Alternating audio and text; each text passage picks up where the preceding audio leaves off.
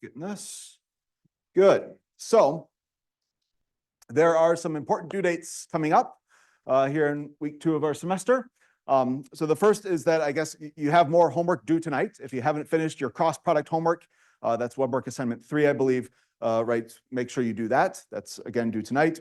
Also, as mentioned on the announcement here, right, we have this pre-course survey that's due tonight as well by 11:59. So if you haven't done that, make sure you set an alarm or something.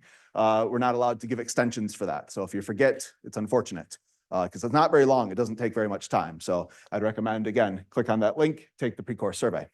The more important stuff, arguably, just points-wise, is the stuff that's happening tomorrow. So tomorrow in recitation, your recitation class, you'll have the weekly review assignment. So you need to make sure that you go to recitation. You do that. You can work in groups and all that sort of stuff and turn it in. If you've taken a calculus class here at MSU already, it's kind of similar to what you've done before. So it's meant to prepare you really for the quiz. It covers all of the same topics and whatnot as the quiz does, but just gives you a chance to discuss those topics with fellow classmates and, of course, with the TA who leads the recitations. And finally, and arguably the most important, is going to be the quiz. So the quiz here is, again, Thursday, tomorrow. It is open from 1 to 9. You need to make sure that you have it submitted by 9. So I recommend that you try to start it by 8 o'clock. Just in case if you have any of these technical issues or whatnot. Again, if you haven't taken the practice quiz to get the Respondus browser all downloaded and whatnot, I recommend that you do that. But again, try to start by 8 o'clock so that way, even if you do run into some technical issues, if you need to restart your computer and whatnot, still you can get it submitted by 9 o'clock. So the quizzes are half an hour long, right? And your goal is to have them submitted by 9 so they're not counted as late.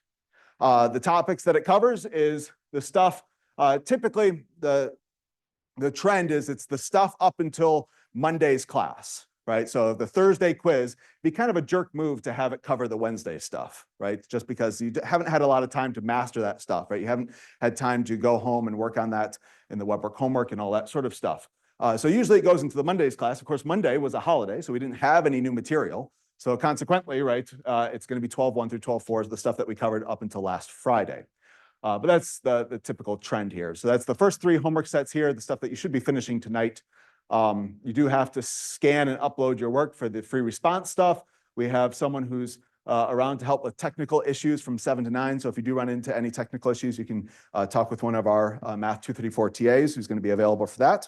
A few questions that got asked that I put into the important category. So if we go to the quizzes folder, one of the questions that got asked is that there's a formula sheet, and where do you get that formula sheet? So right, it's right here. This is what you can use on our quizzes, our tests, our exams, and so you should have this printed out.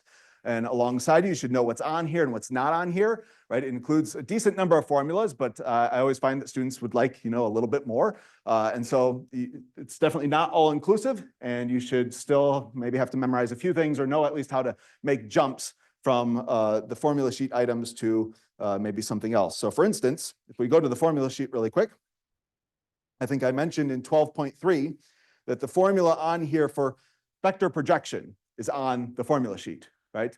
But for instance, you don't see the formula for the scalar projection stuff or the orthogonal projection stuff. But both of those really come directly from this. So if you know how to manipulate this in order to get the scalar projection and the orthogonal projection, it's not like you're memorizing these formulas from scratch, right? They are all related to this. And so again, you should know what's on here and what's not on here, so that way you come, prepared. The other question that I've been getting a decent amount and just kind of wanted to make sure that it made into the video and all that sort of stuff is a question about if this is an open note or an open book assignment. And the answer is no. So closed note, closed book. Again, it reiterates here, quiz 1 covers the 12.1 through 12.4 stuff. You're allowed to use the blank scrap paper, formula sheet, approved calculator, recommend the TI 30, all that good stuff, but you can't use just any notes, any books, anything like this, any technology and whatnot. And in fact, I should let you guys know, so in the practice quiz, it was also, came up in the instructions and whatnot, but when you do the setup for the Respondus browser, it's going to want you to place your cell phone somewhere in view, right? And so when you set this up and whatnot, you can place it behind you. but it needs to be in view throughout the quiz. And this is going to be the same thing for the online exams or whatnot. So you can have it just placed behind you on some ledge or whatnot, but the cell phone should be in view so we know where it is, right? Because you're not allowed to be using this. And so we want to have it in view somewhere in the video. I've seen a lot of creative solutions because I watched a fair amount of these videos last year and whatnot. It's not as big a deal if it's in reach technically, because we can see if you start touching it and whatnot. So I did see one person who tried to balance it on their head throughout the quiz. That didn't go particularly well, but it was in view, right? I've seen people who buy lanyards and whatnot and keep their cell phone in a lanyard. I've seen it, of course, on plenty of shelves and various things and whatnot. So you can come up with creative solutions. That's fine. I've seen people duct tape it to the wall. I'm assuming they have a case or something like this, but literally a blob of duct tape. And they go back there and they place it and all that sort of stuff. But make sure that the cell phone is within view of the camera. And of course, you can verify that before you stop your environmental check, right? So you can see exactly what the camera sees, so you know if it's in view or not. So, okay, that's the big stuff, I think, for the quiz and kind of all of the assignments that are upcoming here. Any questions about anything before we start with math? Yeah. Question is, can you write the formulas on a separate sheet instead of printing the sheet? Unfortunately, the answer is no, just because it's sometimes very hard to verify if they're, what has been written, depending on how clean your handwriting is. So I know that, for those of you who are in the College of Engineering, last I heard there was some print credits available. I know we have Staples and whatnot nearby and whatnot. So yeah, there's unfortunately a little bit of legwork. You may need to ask someone to help you out too if you don't have print credits or access to a printer or whatnot. But yeah, so it's kind of a headache once throughout the semester though. Once you have it printed once, just don't write on it. And then you can use that same formula sheet every single quiz, every single exam. Good. Any other questions?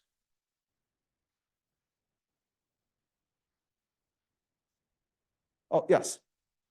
Like things on it, not necessarily write on it, but like kind of highlight stuff on the formula sheet or no? Are you allowed to highlight stuff on the formula sheet? I haven't had this come up before.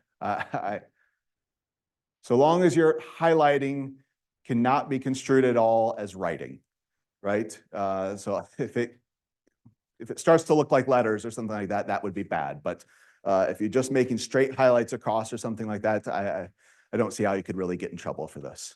But I also would hope that maybe at the end of it, you would have everything highlighted. So it'd be a little bit strange to me because they're all like important formulas, but I don't know. I don't think I'm gonna say that it's not allowed.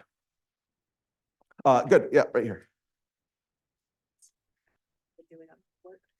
Are the questions on the quiz fairly similar to everything that you've been doing on the homework?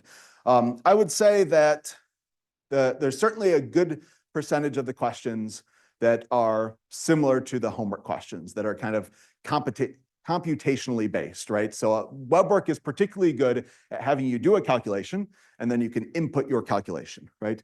It is not good at, for instance, about grading more conceptual questions, right? And so consequently, there's just not that many conceptual questions on web work. However, the concepts, right, and I mean, instead of just doing calculations are important as well. And so sometimes these show up as like multiple choice questions and could be about definitions or theorems or whatnot, or true false questions, right? About is some statement true based on what you know from other stuff. So I've seen those on quizzes and exams, and those ones we don't have as good a representation in web work just because that's not really its point. So I would say that a good percentage, yes, but I wouldn't expect every single question on the quiz or on the exams or whatnot to be have that strong overlap with web work, but a good percentage. Of course, we're not going to throw a bunch of curveballs at you or anything like that.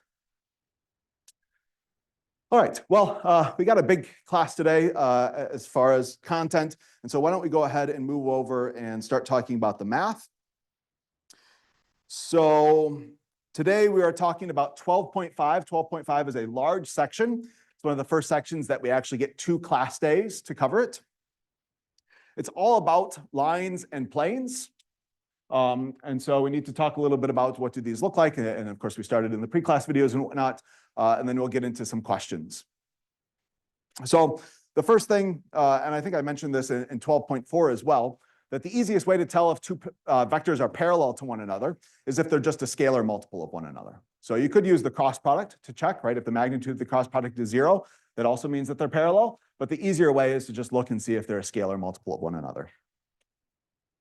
Lines kind of look like lines that we know from y equals mx plus b, back from your algebra days.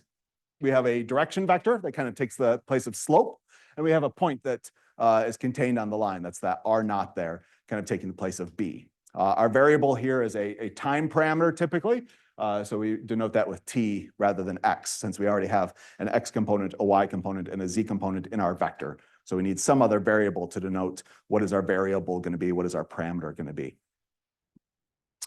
You can write these either as vector equations, right? Where kind of you have these all separated out. You have, again, in your vector notation, your x, your y, and your z component, or you can write them out as kind of a system of equations. Say x of t equals this, y of t equals this, z of t equals this, right? That's also a fine way to do that.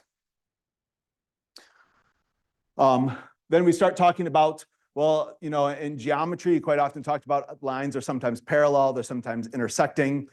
In space, you get a third thing that happens is sometimes that they're skew. So we talked about kind of those three cases here and went over basically one of each of these, what the lines could look like in that situation. How do you know when you have an intersecting set of lines? How do you know when you have some parallel set of lines that don't intersect, right? And how do you know if they don't intersect, but they're also not parallel, right? They're skewed to one another. How does that look? And so that's kind of the end of the pre-class video stuff. Any questions about anything in the pre-class video before we jump into the new stuff for today? Yes. Those are like equations to form away from Sorry, one more time. basically or same thing, but like just different notation. So yeah, in calculus 2, you did some parametric curves. We only ever did them with x's and y's, right? So the z stuff is certainly new. And you did those more in the set of like space curves rather than these are vector equations, right? So kind of technically there are vectors that go from the origin and who terminate, right, at some point on this space curve. So it's slightly different, but there's of course a strong overlap. Yeah. All right. Well then, why don't we get into the new stuff for today? The fourth situation that I want to talk about, so we already talked about those three things that can happen with lines, but there's actually kind of a fourth thing. And when you have parametrized curves like this, you can have two different looking parameterizations, and yet they end up graphing the same thing. So my claim is that these two lines right here, if we were to go ahead and graph these, they would end up giving us the exact same line. And yet when we look at them, I mean, the x equations are different, the y equations are different, the z equations are different. Notice that I am using different parameters here. One is parametrized or has the t variable, and one has the s variable, just to say that they're not the same thing, right? They can act independent of one another. And so because this can happen, where you have two different looking things, and yet they map all of the same points, in this case, they give you the exact same lines, we need maybe some way of being able to identify when is this happening. So I have two parameterizations, and we can have, again, they're going to have different equations, and just so that way we're not double denoting things, right? I'm going to have one depend on t and one depend on s. Those will be my variables here. They're going to describe the same line if they are parallel and intersecting.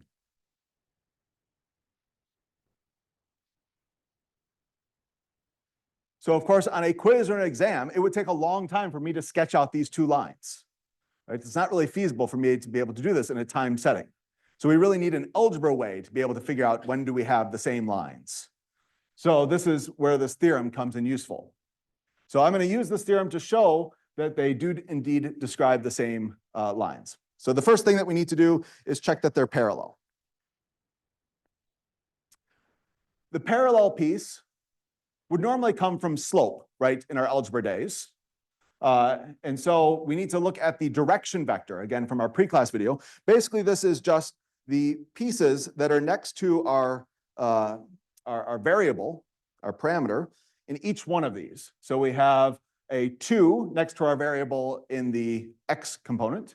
we have a -2 for our y component, and for our z component, there's a 6 next to our variable, right? So those make up our direction numbers. So the direction vector for the first line, I'll call v1, is going to be 2, -2, 6. Again, this is basically taking into account the slope, right? The thing that's next to the variable, or the parameter, is taking, basically this is what direction the line is heading. Okay, let's play the same game now, but with the second line. So the question is, what are the variables next to, sorry, what are the coefficients next to each variable for the second line? So it looks like my variable is s in this case.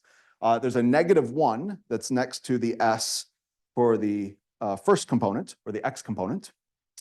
For the second component, or the y component, it looks like there's a +1. And then for my third component, it looks like there's a -3 next to my variable. Oops.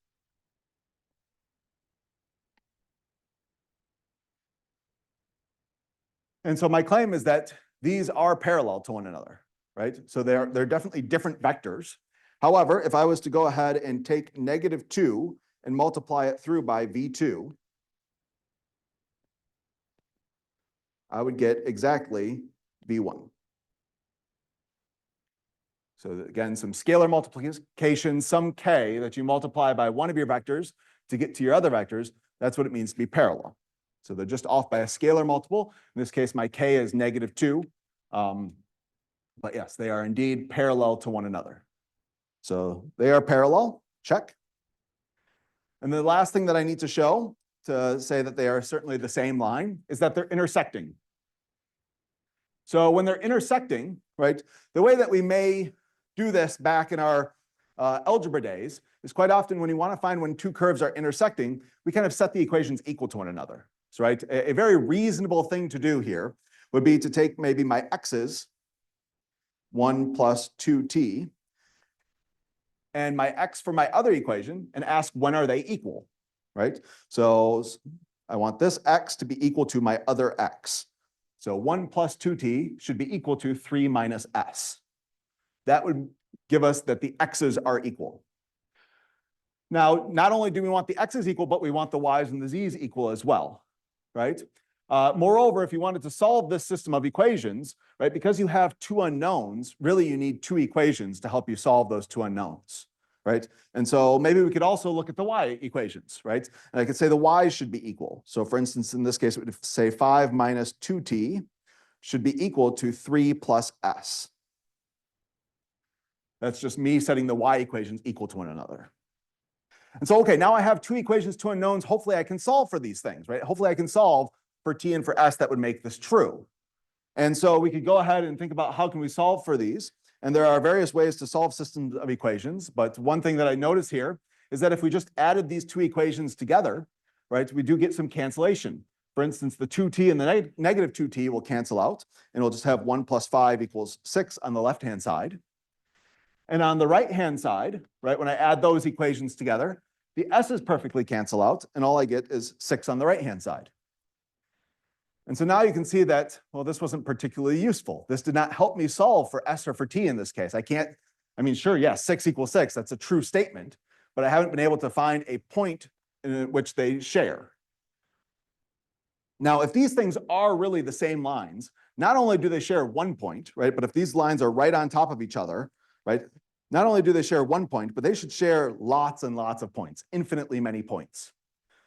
So this old algebra way, right, that we tried out to solve for what's a point of intersection wasn't particularly useful. But what we can do is just try to find a point that's on one of the lines and see if it happens to be on the other line. Theoretically, if they are the same lines, we should be able to find the same point on both lines. So let's try that approach instead. So let's switch gears here. I just want to find a point that's on my first line. So a good way to do that is typically plugging in 0 for things, right? So I'm going to, everywhere I see t, I'm going to plug in 0. This usually is the easiest thing to plug in. And so when I do that, for my x component, I'm going to get 1. For my y component, I'm going to get 5. And for my z component, I'm going to get 0. So again, I'm looking at my first line equation here, and just everywhere I see a t, I'm plugging in a 0. So when I do that, that gives me the 1, the 5, and the 0. And so now my question is this point here also on the second line? Because if it is, then I found a point of intersection, right? And so I can ask, right, for instance, if I want my x component to be equal to 1 on the second line, well, this would mean that 1 needs to be equal to 3 minus s. And so now I can solve that in this case, s would be equal to 2. Okay, well, I found out that if this works out, s has to be equal to 2. So let's go ahead and try into my second equation here, my second parameterization. Everywhere I see an s, I'm going to plug in a 2, and I'm going to see what happens. So of course, if I do that, well, for my x's, I would have 3 minus 2. That's going to be 1. That's good. It's kind of what I set it up to be, so that the x's are equal. But the question is, do the y's and the z's actually work? So, okay, next up, if I plug in 2 for my y equation, I'd have 3 plus 2 would be 5. So yes, the y's happen to be equal to one another. That's a good sign. And then finally, for the z component, if I was to plug in 2 everywhere I see an s, I'd have 6 minus 3 times the 2. That'd be 6 minus 6. That would be 0. So we can see, actually, yes, the second line also does contain the point 1, 5, 0, and it's achieved at a time of 2, or an s value of 2. So they hit different points at different times, but they do still map all of the same points. So yes, they are the same lines. So yes, they intersect.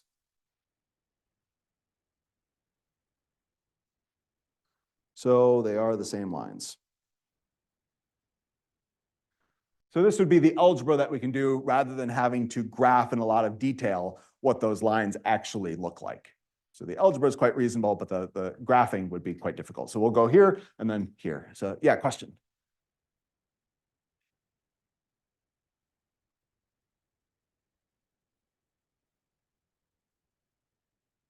So in order to show that in general, when you're looking for intersecting curves, right, you're trying to solve for the variable that makes them intersect, right?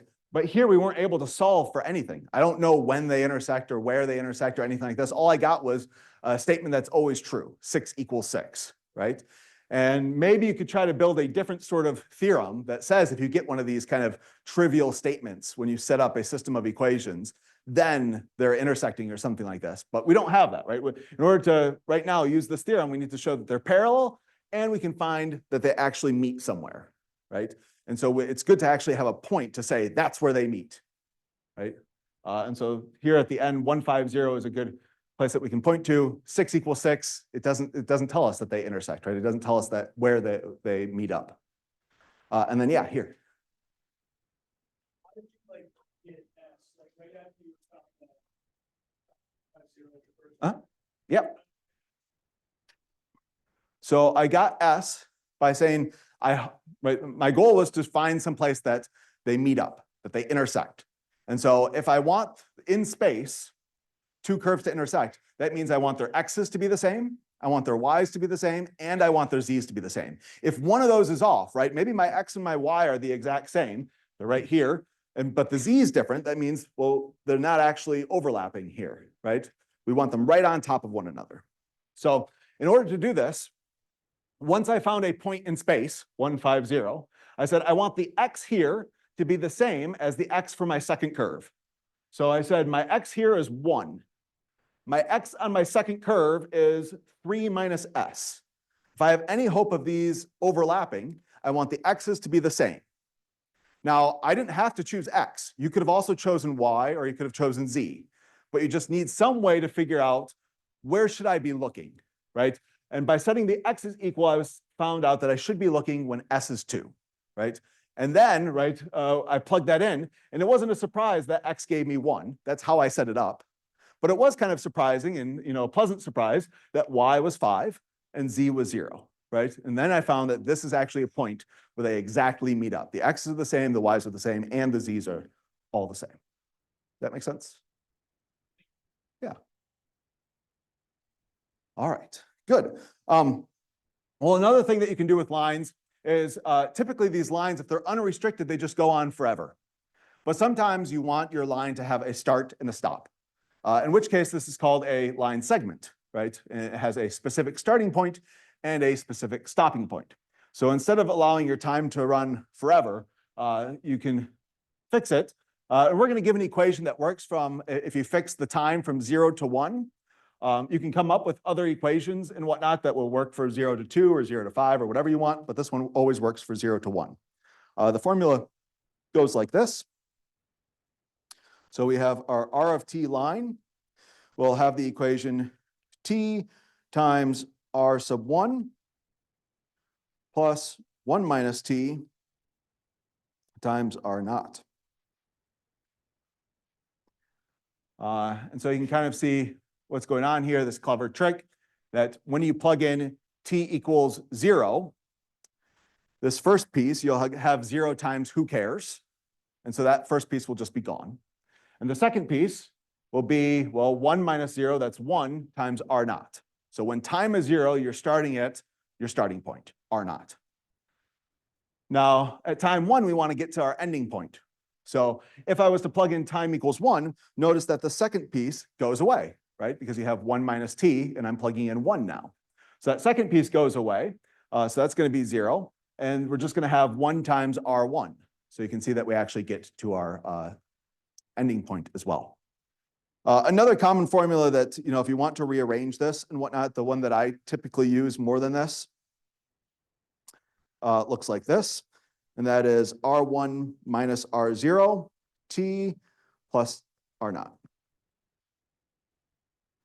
So if you just distribute this and recollect all the things that have T's, you get this formula here. And this is the one that I think I just like to use a little bit more. You can kind of see the direction vector and the starting point very clearly here. So let me maybe illustrate this by solving a particular example. So I would like a line segment. I would like it to start at 1, 2, 3, and I would like it to end at 5, 2, 0. So this right here was going to be my starting point, my R naught.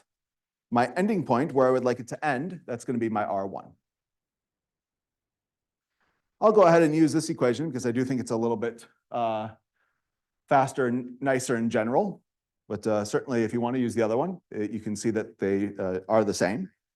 So my R of t is going to be equal to, and now I need to subtract these things and treat them as vectors here. Oops, somehow I got rid of my R1 there.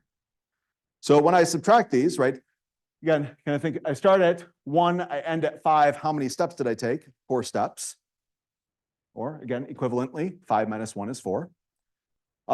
Next up, for my y component, I start at 2 and I end at 2. That means I must have taken 0 steps, or 2 minus 2 is 0.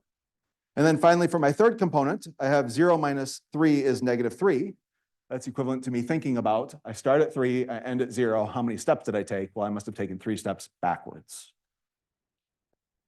So this subtraction goes next to the t, and then we add that on to our R naught. So our R naught in this case was 1, 2, 3. So again, if I just write this, this is a line. The default setting is that unless if you restrict your variable t, it goes on forever. So if I only want the line segment, I need to make sure to specify that t does not go on forever, but it has a specific start and a specific end. And I hope, again, this formula that I've given you works if you start at time 0 and you end at time 1. If you want to start and end at other time values, that's certainly possible, but then you have to be a little bit more creative with your formula. This one always works if you start at 0 and end at 1. But let's verify this real quick. This is the first time that we're using it. So I'm going to do a quick check. And I'm going to plug in 0 into this, and hopefully I get my starting point. So if I plug in time 0, I'm going to have a vector times 0. So my scalar multiplication, right? This will just be the 0 vector. So it'll distribute through and I'll get the 0 vector plus this thing that doesn't have any t's associated with it, right? And so I'm going to get the vector 1, 2, 3 once I do my vector addition. So yes, when I plug in 0, my starting time, I do get my starting point, 1, 2, 3. Now let's check if I plug in my finishing time, which again should finish at time 1 according to the formula here. Do I get my finishing point? So this is going to be 4, 0, negative 3 times 1, okay, scalar multiplying by 1 doesn't do a whole lot here, plus 1, 2, 3. So when I do the vector addition here, I'm going to have 4 plus 1 is 5. I'm going to have 0 plus 2 is 2. And I'm going to have -3 plus 3. That's going to give me 0. So I end at the point 5, 2, 0. And indeed, that's where I wanted to end. So this is an equation of a line. It starts at the right place. It ends at the right place, so long as you don't let t go on forever.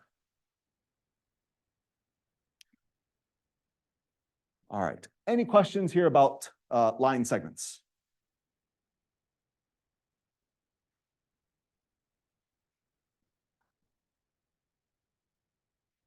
All right.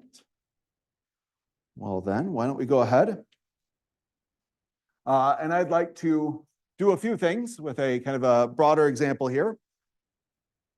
Find parametric equations of a line that passes through these 2 points.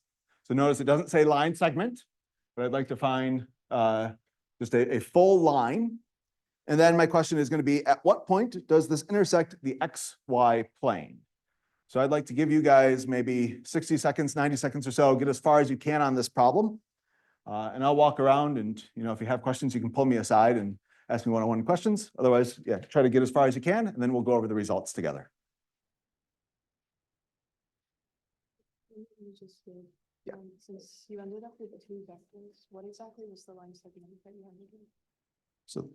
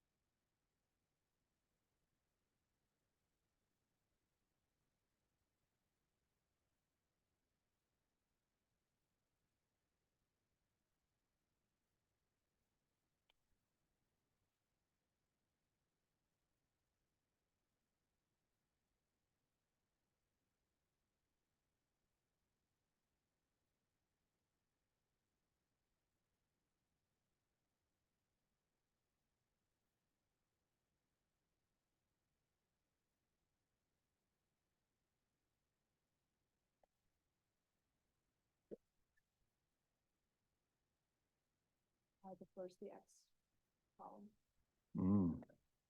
yeah, that's tough, huh? Sometimes math is hard.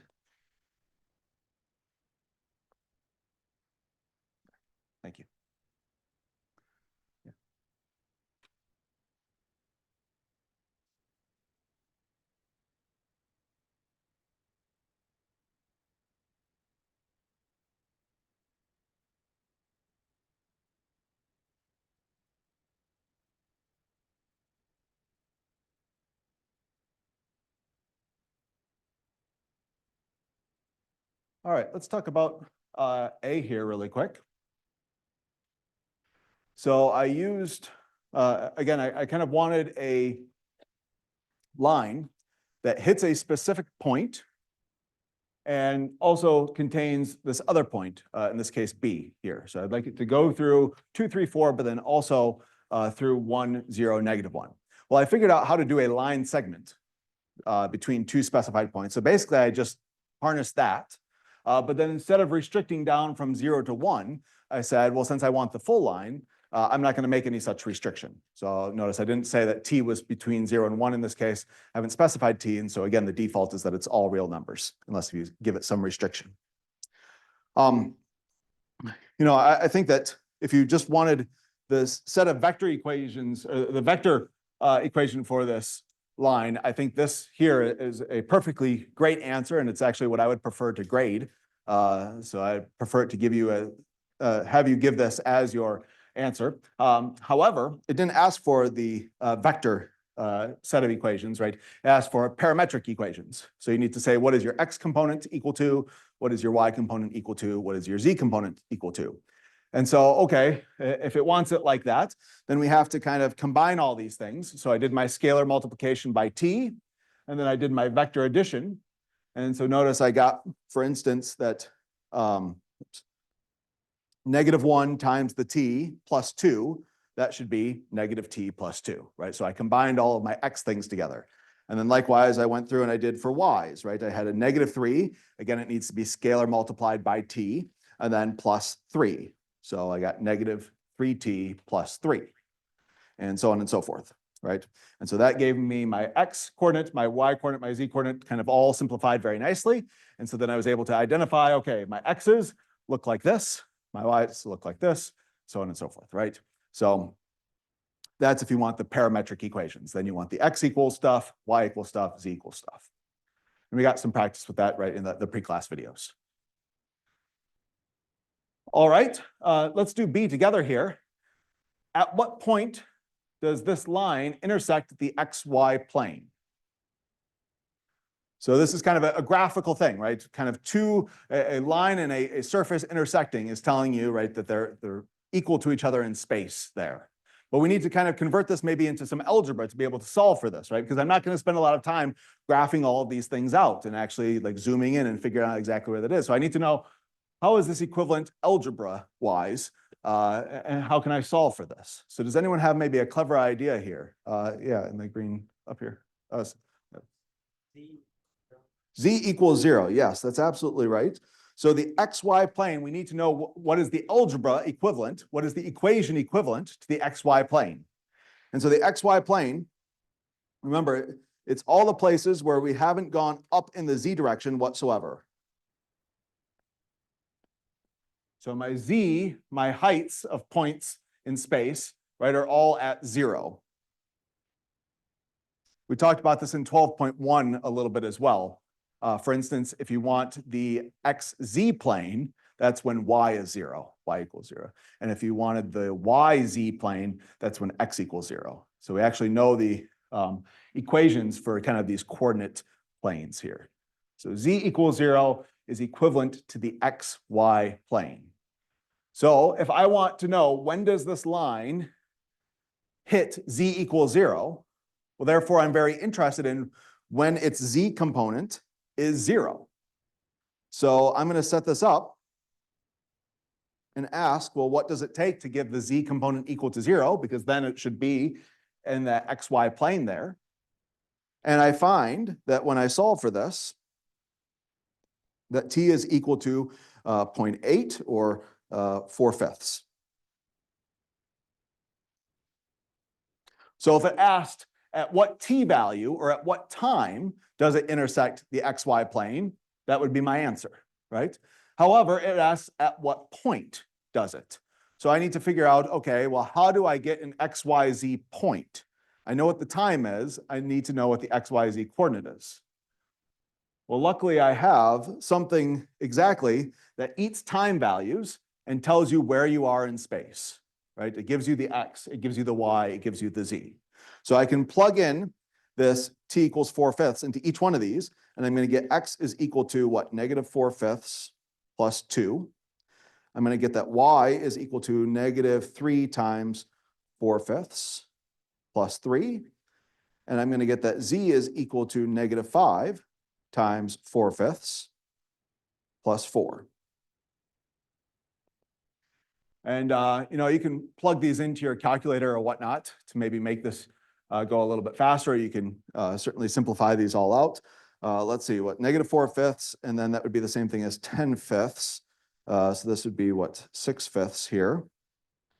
-12/5 and 15/5. So this is going to be what, 3/5. And then hopefully this is equal to 0. Otherwise, we're not really in the XY plane. Anyone else get any different answers? All right. So the point that we're at is 6/5, 3/5, 0. That is the point where this line would intersect the XY plane.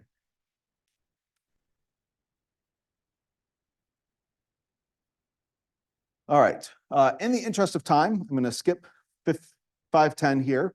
And I need to say a little bit about distance between a point and a line and give you a formula for this. So we can come back to that, or again, I'll post the solutions after class as well to any of the problems that we don't get to. So the setup here is that I'm going to have a point in space and I'm going to have a line in space, and I want to know what is the distance between these things, right? And when I say distance, it's really the straight line distance here, the shortest distance from the point to the line. Of course, right, if I was just to take any two lines or something like this, I could say, well, this maybe is distance 3, this maybe is distance 5. So I really am interested in like the shortest distance between the point and the line. So when I say distance, really it should be shortest distance between the point and the line. Now, it turns out this can be done quite well with projections, right? So for instance, if you were to project our vector SP onto our directional vector for this line, V, that would give this, again, projection of our SP onto our direction vector for our line, B. And that's a perfectly interesting and fine vector and everything like that, but it doesn't give us the distance. For the distance, really what we want is this perpendicular piece, right? Or in 12.3, this was called the orthogonal projection. Orthogonal projection of SP onto V. So that is one perfectly good way to calculate this out. Another one, kind of a bit of a side note here, if you were to use some trig and set this up, right? And again, we're interested in calculating out D here. We could say that, for instance, the sine of theta, according to our trig days, sine was supposed to be what? SOHCAHTOA. Sine was the opposite over hypotenuse. So sine should be the opposite across from our angle theta. That's going to be whatever that distance is, divided by the hypotenuse. So the hypotenuse here is that vector SP, or really it should be the length of it, because it should be a side length of a triangle. So now if you rearrange this, after all, we're interested in solving for D. We're going to have that, what? The magnitude of SP times the sine of theta should be equal to D. And this is actually very similar to a formula that we had in 12.4. All we would need here is a magnitude of V. And if I had that magnitude of V there, that turns into just the cross product, right? So this should look familiar as the cross product. So it's going to be the magnitude of the cross product between V and SP. But of course, mathematically, I've kind of ruined things, right? If I just make a magnitude of V appear, right, these are probably no longer equal. So I need to kind of offset this as well. If I want a magnitude of V to appear on the top, let's also put one on the bottom, so that way I don't ruin my equals. So likewise here, I need to divide by the magnitude of V if I want these still to truly be equal to one another. And so all that to say, we have two reasonable formulas that I can give you for distance between a point and a line. The first here is that distance can be equal to the magnitude of V cross SP. divided by the magnitude of V. Or you can do it with an orthogonal projection of SP onto V. Either one of these formulas work. They should give you the same result.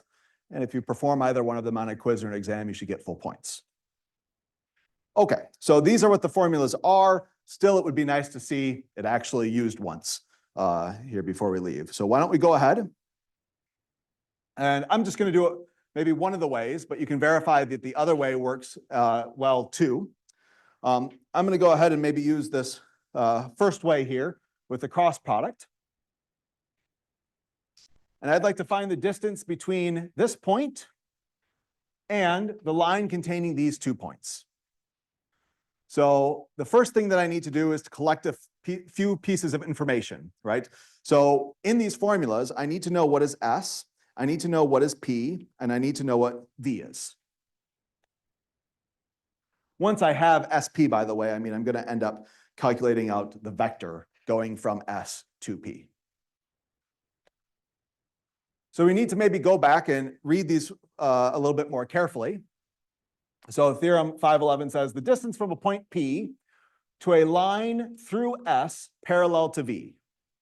So the point, right, point P is the interesting point that I'm trying to find the distance to that line to.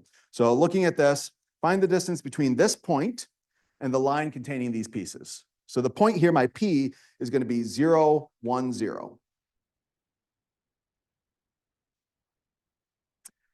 According to my statement of my theorem, S just needs to be on the line. That's all that it needs to be. And so, right, it turns out either one of these will be a perfectly good S. And either one that you choose will give you the exact same result, which is quite amazing. And so I'm going to go ahead and choose the first one here. So this is a point on my line. But if you want to be a little bit bold and kind of verify that my statement was true, choose the other one for S, right? And you should see that if you do all of your calculations right, that we should get the exact same answers at the end.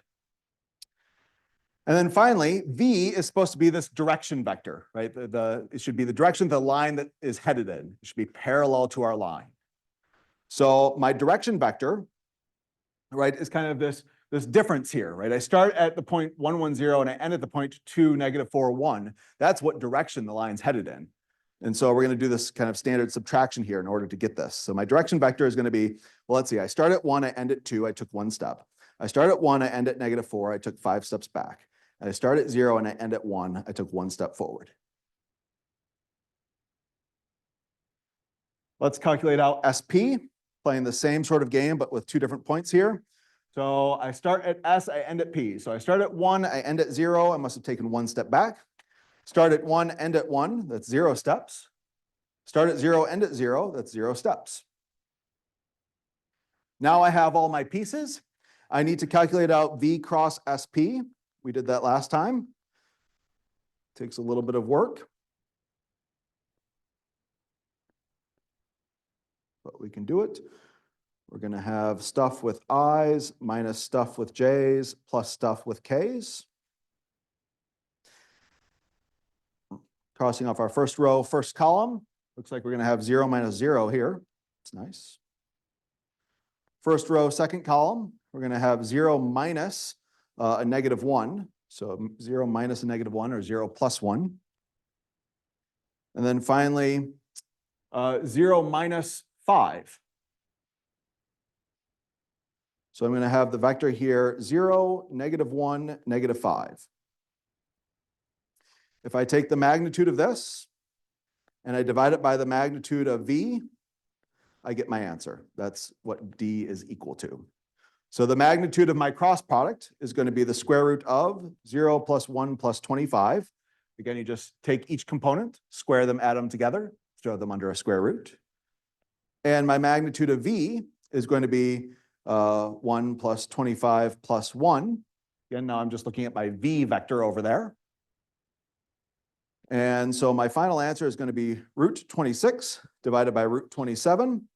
Of course, you are allowed to combine roots if you'd like and make this 26 divided by 27. Either way, that's what my answer is. A distance should always be a nice positive number here. If you get anything else, I would worry about it, right? If you told me a distance was a vector, I'd be worried.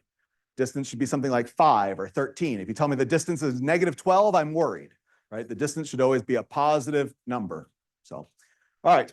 Again, please try it out with the other one, the orthogonal projection method, and verify that you get the same results. And I'll post the solutions to this and the other problem that we didn't get to on D2L later today. So, all right, I'll stick around if there are any one-on-one questions. Otherwise, best of luck on the quiz tomorrow, and I'll see you guys on Friday. We'll continue the saga of 12.5 and talk a bit more about planes.